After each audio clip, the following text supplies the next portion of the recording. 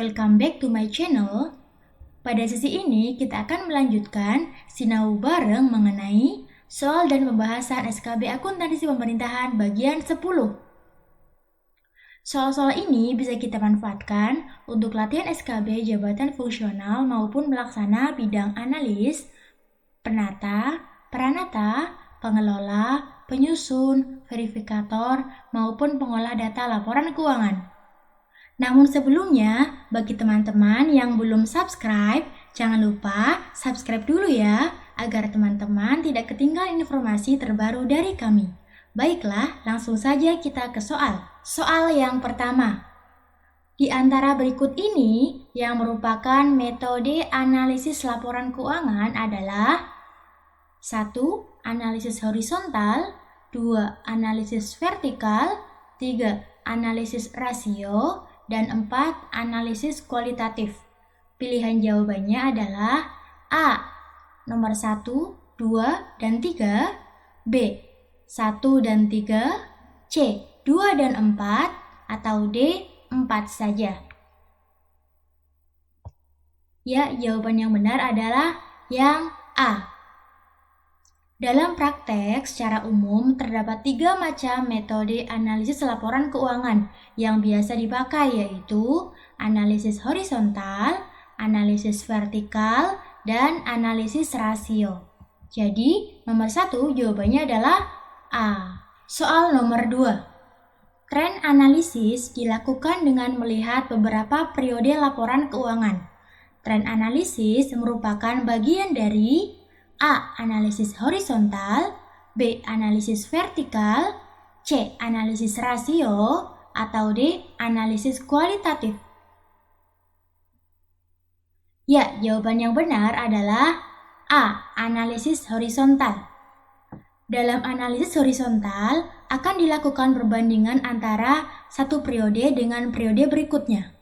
Analisis tren merupakan suatu teknik analisis yang mencoba untuk mengidentifikasi pola-pola dari tren atau perubahan yang terjadi dalam beberapa periode yang telah lalu, sebagai dasar dari evaluasi dan prediksi keadaan atau perubahan di masa yang akan datang. Jadi, nomor 2 jawabannya adalah A. Soal nomor 3. Analisis yang digunakan untuk mengetahui hubungan akun-akun yang ada dalam satu laporan keuangan atau akun-akun antara laporan keuangan raca dan laporan realisasi anggaran disebut A. Analisis horizontal, B. Analisis vertikal, C. Analisis rasio, atau D. Analisis regresi. Ya, jawabannya adalah C. Analisis rasio. Analisis rasio dapat dikelompokkan menjadi beberapa jenis sebagai berikut. Yang pertama, likuiditas, yang kedua, solvabilitas, yang ketiga, leverage, dan yang keempat, kemandirian. Jadi, nomor 3 jawabannya adalah C. Soal nomor 4. Di antara jenis data berikut ini, nomor 1, primer, 2, cross-section, 3, sekunder, 4, time series. Jenis data yang dapat digunakan dalam analisis horizontal adalah A. 1, 2, dan 3, B. 1 dan 3, C. 2 dan 4, atau D. 4 saja. Ya, jawaban yang benar adalah D. Salah satu karakteristik analisis horizontal adalah membutuhkan data time series selama beberapa tahun. Jadi nomor 4 jawabannya adalah D. Soal nomor 5. Jika diketahui bahwa jumlah belanja pegawai sebesar 100 miliar, belanja barang dan jasa sebesar 290 miliar, belanja modal 380 miliar, dan total keseluruhan belanja adalah 770 miliar. Maka nilai arus kas keluar dari aktivitas operasi seharusnya adalah A. 380 miliar, B. 390 miliar, C. 670 miliar, atau D. 770 miliar. Ya, jawaban yang benar adalah B. 390 miliar. Jumlah arus kas keluar dari aktivitas operasi sama dengan jumlah total belanja dalam laporan realisasi anggaran, tetapi tidak termasuk belanja modal. Jadi, nilai arus kas keluar dari aktivitas operasi sama dengan belanja pegawai 100 miliar ditambah dengan belanja barang dan jasa 290 miliar sama dengan 390 miliar. Jadi, nomor 5 jawabannya adalah B. Soal nomor 6.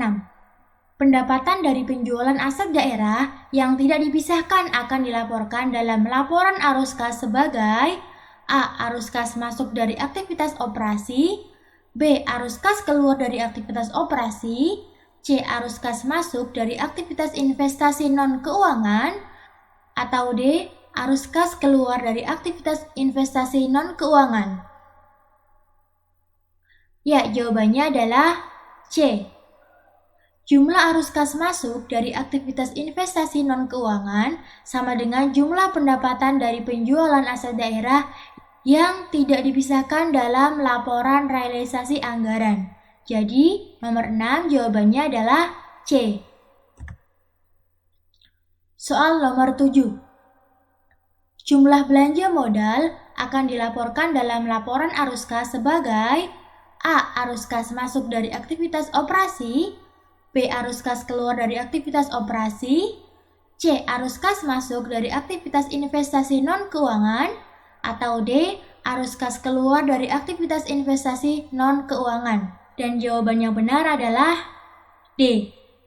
Jumlah arus kas keluar dari aktivitas investasi aset non-keuangan sama dengan jumlah belanja modal di laporan realisasi anggaran.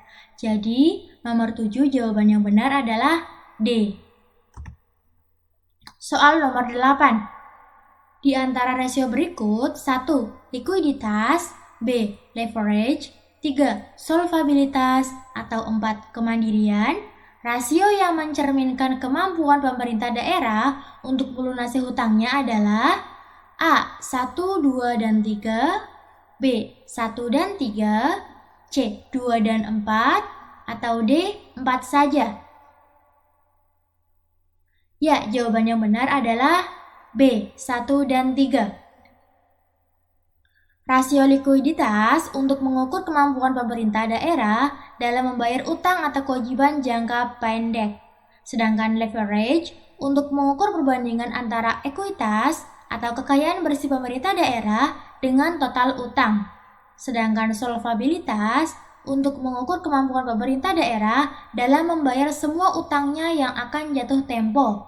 Sedangkan kemandirian untuk mengukur tingkat kemandirian pemerintah daerah dalam mendanai aktivitas sebagai indikator tingkat partisipasi masyarakat lokal terhadap pembangunan daerah, indikator perkembangan ekonomi daerah dari kesejahteraan masyarakat.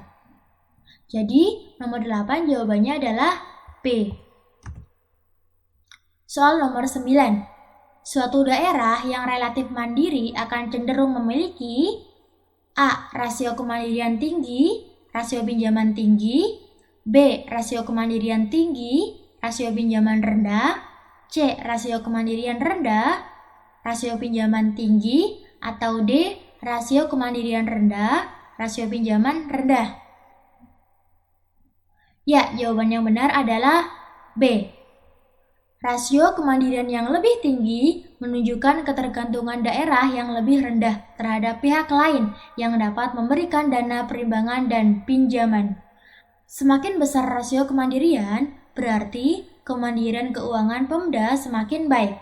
Jadi, nomor 9 jawabannya adalah B. Nomor 10. Di antara rasio berikut, 1. Rasio kemandirian, 2. DSCR, 3. Rasio keselarasan belanja, 4. Rasio pinjaman. Pemerintah daerah dengan kinerja keuangan yang baik akan memiliki nilai yang relatif tinggi untuk rasio A. 1, 2, dan 3, B. 1 dan 3, C. 1 dan 4, atau D. 4. Ya, jawaban yang benar adalah C. 1 dan 4. Rasio kemandirian yang lebih tinggi menunjukkan ketergantungan daerah yang lebih rendah terhadap pihak lain yang dapat memberikan dana perimbangan dan pinjaman. Semakin besar rasio kemandirian, berarti kemandirian keuangan pemerintah daerah semakin baik. Untuk yang kedua, Debt Service Coverage Ratio atau DSCR yang lebih tinggi menunjukkan kemampuan daerah yang lebih baik dalam memenuhi kewajibannya membayar pokok, bunga, dan biaya pinjaman lainnya. Untuk yang ketiga, rasio keselarasan belanja yang lebih rendah menunjukkan bahwa anggaran belanja semakin banyak dialokasikan untuk kegiatan yang berhubungan langsung dengan program pemerintah daerah. Semakin kecil rasio ini, semakin baik. Yang keempat, rasio pinjaman yang lebih rendah menunjukkan kemampuan pemerintah daerah yang lebih baik dalam menghimpun penerimaan selain yang bersumber dari utang. Jadi, nomor 10 jawaban yang benar adalah C. Oke teman-teman, demikianlah pembahasan kali ini. Terima kasih ya sudah menonton.